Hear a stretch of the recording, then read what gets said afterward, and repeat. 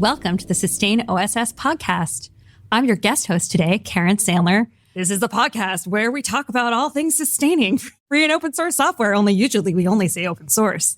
Today with me is my guest, Richard Littauer. Hey, Richard, I'm so glad you're here. Hi, how's it going? This is bizarre. So Richard was here at FOSSY. We're here at FOSSY Free and Open Source Software Yearly, which is a new conference. Richard's here doing some podcasts. You may have listened to some already. And he's been interviewing people who had really important things to say. I realized that Richard was an amazing speaker here, so I hear, and I want to interview him. So here we are. Who have you heard that from? People. I need to find them and tell them to stop. I mean, all the talks seem really good, so I haven't been able to go to any of the talks. But yours was of particular interest, and I think that for your listeners in particular who are thinking about all issues related to sustain, hearing what you, the host of this podcast, think about the sustain movement retrospectively and looking forward is one of the most critical things that this podcast can cover. That's fair. Like putting it in that context. I actually didn't talk that much about the movement. I talked about when people use the word sustainability in open source, where they use it and why, which was less about here's all the conferences we've had and every single working group, and more about what does it mean when people say sustainability and where does that totally fail and why does that make no sense for them to use the term? I'm pretty jaded, held 250 podcasts now for sustain, something like that. Way more than have been published because a lot of them were double episodes. And I also published on the Sustain Open Source Design podcast. I've also been to every sustain conference that was a solo conference. I haven't been to all the adjunct conferences like OSCA or the one at Ethereum in Denver, but I've been to all the main ones. And so I've seen a lot of the sustain community over the years and watched it change. I'm the only person who's regularly paid through the grant for sustain. So the talk I gave was basically looking at what is sustain at all.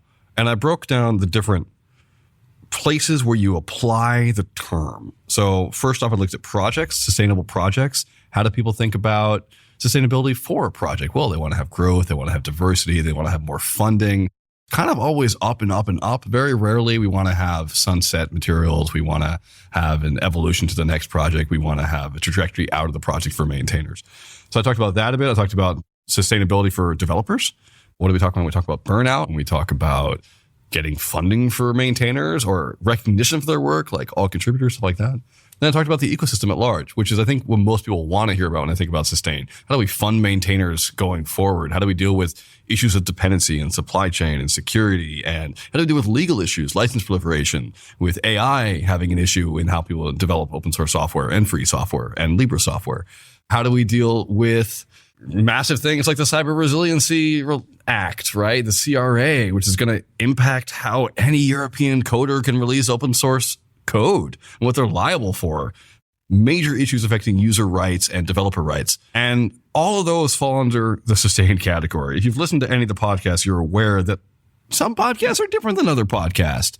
There's a whole one I could have on academia, which would look nothing like one with a solo maintainer, which look nothing like one with a corporate sustain person, which looks nothing like random people who are like consultants working on like the small part of sustainability you've never even think about, or open hardware. And so I sort of said, well, sustainability is a really bad term and we shouldn't use it. And all it really means is to keep one thing going. But to keep one thing going also hides the fact that maybe it's crap. It shouldn't keep going. And in fact, everything will stop going because the universe is going to explode. Entropy will kill us all, and that's okay. So what are we doing with software in the meantime? And I was thinking about, well, ultimately, protecting human rights, mitigating harm, stopping pain, and seeking joy and comfort and the pursuit of happiness, life and liberty. Those are the things that ultimately matter to me as a person. And I think to most people on any given day after they've been fed and slept well. I loved all of that. And that's my talk. And okay, yeah. So listeners, press pause, go watch Richard's talk, then come back and we'll be better than me because I wasn't there. And so I'm asking in the dark, but you'll be amused as I ask him these questions. So you spent the first part of your talk scoping the problem and explaining what you mean by different things. Then you talked about the things that have been done to kind of just address these issues. And then you ended with aspirational goals that are valuable to you. Well, yeah. So I spent the first bit talking about where sustain is used, the entire taxonomy of sustain in general, followed by we're all going to die, which was a really fun bit, followed by why don't we try and measure joy and impact in our communities instead of focusing on anything else? Because ultimately, that's what mattered. So wait, are we going to die because everyone, when they could have been spending the last 10 years investing in technology that would make the world better, instead focused on how to pay maintainers who were already predominantly working at large corporations to make more money? No, but yes, but no.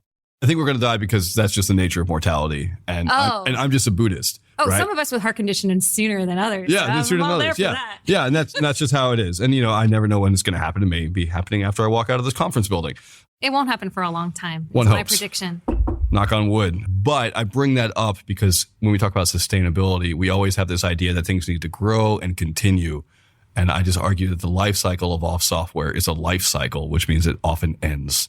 And so instead of focusing on sustaining open source, don't bother. Focus on where are you now? Are you bringing joy to yourself? Are you bringing joy to your users? Is the code that you're using useful at bringing joy to other people or relieving suffering? If it's not, stop. Go somewhere else. Do something else. The world is infinitely open to the possibilities of you showing care. And I just think that's a message that we don't talk about enough on the Sustain podcast because we focus on, well, has your community grown recently? And what's your funding model?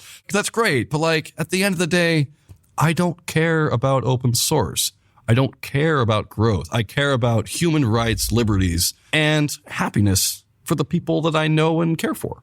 That's amazing. This work is hard, Richard. Yeah. This work in actually trying to make the world better through our technology is painful. And I can't say that often my work sparks joy, but I think it's worth doing because it will prevent other people from having more pain in the future. And so I love the way that you're thinking about it. And I especially love your focus on, are we missing the point?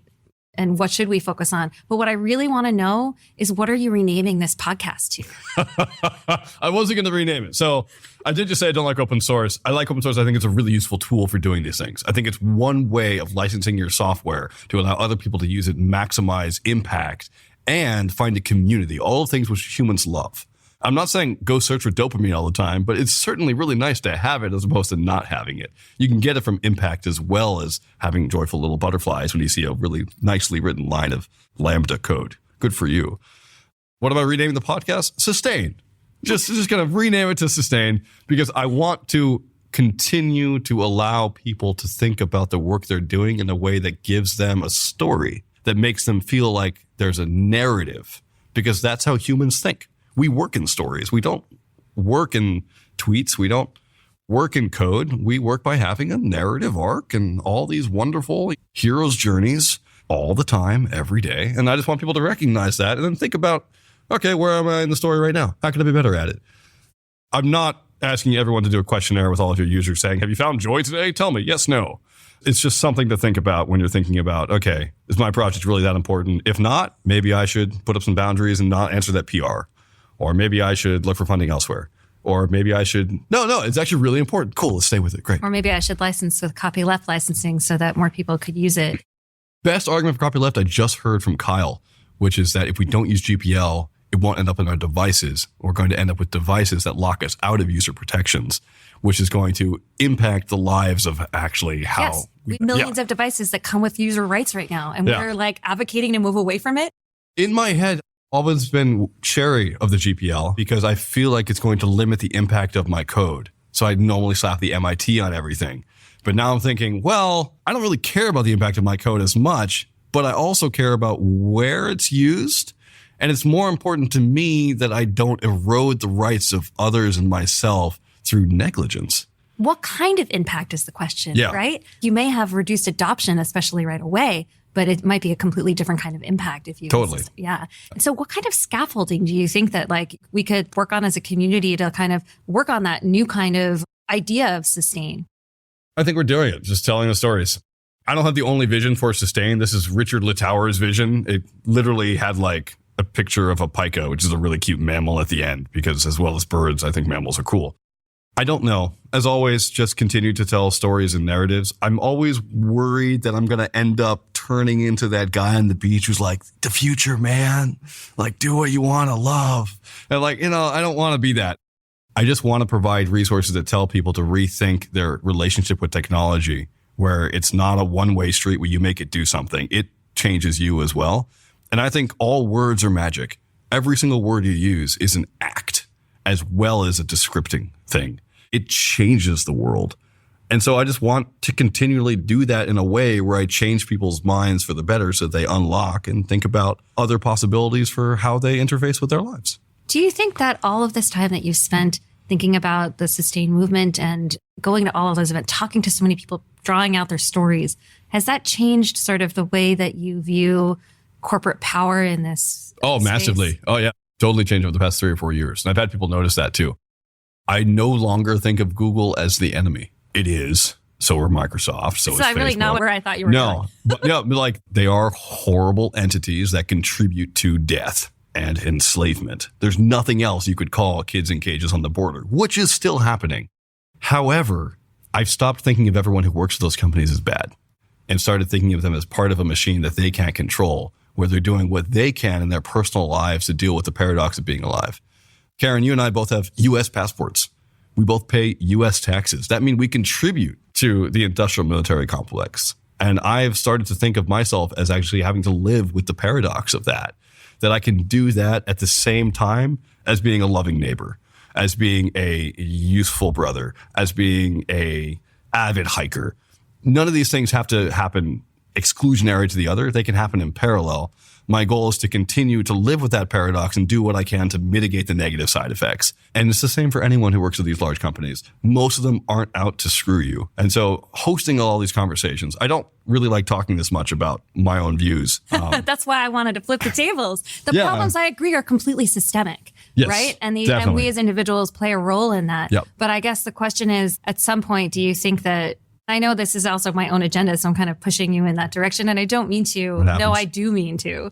But the question is really, those people are not evil, but because they're working in those roles, I guess, do you feel like maybe by saying that they're not evil, you're giving them a huge pass to say? Well, it's a classic problem of like, do you change the system from inside or outside? And that's always something where we're gonna have issues, right? We had that with Batman and Two-Face. Like, there's all sorts of examples in the world's mythos. People who have tried to fix it by being inside the system versus outside the system. I don't know the answer. I don't know the answer to most things. I know that I feel better working with a laptop than I would, say, being my father, who has opted out of the entire system and lives on the beach all day and uses Social Security to live his life. That's a decision he's made. And like, that's really cool. He gets to see the sunrise every day, but he has little to no impact on society. I would rather try to help as opposed to just saying, I'm just going to follow my own gut instinct and do what I feel is good. Would we all be better off doing that? It's possible. I don't know, but I still feel like I have things to say and do, given the responsibilities I feel I have and also the privilege I've been given with my education, with my knowledge of the system. So I think you've had a huge impact, I would say. And Thanks. I expect you to continue to have a huge impact. One more question before we go. Sure. If you think back to all of the conversations that you've had about the sustain movement, what is something that you think of that is really wonderful? Dominic Tarr. I mean, I say that every time. He's my favorite person. Oh, really? Yeah, because I thought it was going to be me. yeah, you're great. You're cool. And Dominic, sorry if you're listening. I know you don't like being in the spotlight. I just really like the idea of a guy who wrote a lot of code that like fundamentally is used by every single Fortune 500 company that laid the foundation of the node ecosystem and then decided, I'd rather be sailing now, and just left. And just like, yeah, I got PRs. I just don't want to deal with them. And just moved on and spends his life pursuing wonder and joy. That's great. Do what you love. Literally do what you love doing. As long as it's not harmful to children, but like, why not? So I just think that's great. And that was my favorite conversation because I feel like he solved the problem. Okay, should we fund you? No, I'm good. Okay, well, what about the issues? I don't want to do them. How's the view? It's really nice. That was a good conversation. And that just made me feel like, okay, the majority of the stress that I see talking to people about open source and code and stuff could probably be answered if they just took a few weeks vacation and thought about like, do I really need to do this? Except that, just as you pointed out, so many of these problems are systemic, and we're going to need all of us to work together in order to be able to start doing anything about it. And what I love about you, Richard, is that you were sort of saying, I'm going to follow my joy, but then you're like, but I have so much impact to give. Yeah, it's tough. That's a constant struggle. I don't know the answer to that question. I do wonder whether or not I'd be better off writing a book. That's a great idea. Doing other stuff. So I don't know the answer. Get to that. on it. I am. Subspecies of birds of North America, subspecies of birds of New England is probably going to come out this year. If you're interested. Yeah, I am. Great. There's an animal behavior conference going on here too at the same time. You talking about the Christian women's rights thing? No. Okay, because that's really interesting. An extra conference. There's another conference which is all about animal behavior. Okay. Yeah, and there's an attendee at both conferences, and she ran out to record a sparrow. It's so cool. That's awesome. Okay, where is that? Cool. Yes, right down the hall. And I'll do you have that person? Yes, I want to meet I'll that person. introduce you to this person. Amazing. By the way, women's rights are amazing and fantastic, just not within a Christian context. That's why I said that just now, just in case anyone was unclear. I so do not want to comment on that other conference. But what I do want to comment on is, Richard, I loved having you on my podcast. Is there anything else you wanted to add? What do I ask you? So you can find most of my stuff on, sustaiноss.org is what we've talked about here. That's a Sustain podcast. You're listening to it now. Please like this podcast. Please donate. That would be really sweet. burntfen.com is my actual website where you can see all the projects I do, which includes like linguistics and birding stuff and making constructed languages for TVs and films. And the user is drunk and all these other random things. Richard.social is where you find all of my social links. I bought that URL. It's amazing. I've never been able to say it before. So just go to richard.social for all social Richard things. I think those are the main things I would like to plug. On behalf of all of your listeners, we so appreciate you doing this podcast. Thank you so much. Thank you for the interview. I feel awkward. Bye. Bye. Listeners, I hope you have enjoyed this podcast. If you're curious about FOSSY, where these were recorded, go to sfconservancy.org, to the Software Freedom Conservancy's website, where you can learn more about it. It's been really, really fun to be here and have these great conversations about free and open source software. Of course, if you've liked this podcast, please let us know. Like us on Apple, Spotify, or wherever you're listening to it.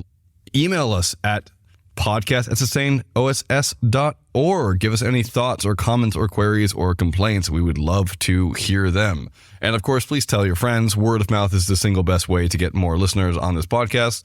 And hopefully you think that that's something we should have. If you would like to donate, you can go to Open Collective to Sustain OSS, where you can donate to the production cost for this podcast, which is not free. So that would be super, super great.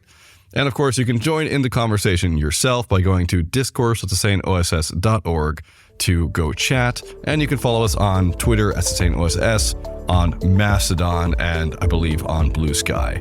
So thank you so much for listening and take care. Bye.